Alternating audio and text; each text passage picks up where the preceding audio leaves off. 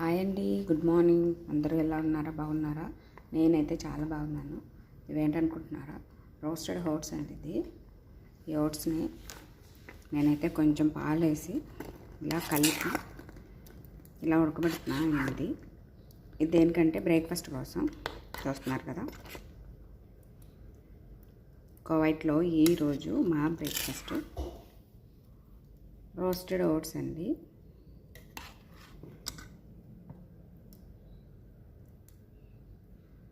ఈ ఓట్స్ని బాగా ఇలాగా పాలేసి కొంచెం నీళ్ళు కూడా పోసుకొని ఉడకబెట్టుకోవాలి. ఓవర్ నైట్ కూడా సోక్ చేసి పెట్టుకుని కూడా తినొచ్చు. కాకపోతే నేనైతే ఏంటంటే కొంచెం పాలు పోసి ఉడకబెట్టాను.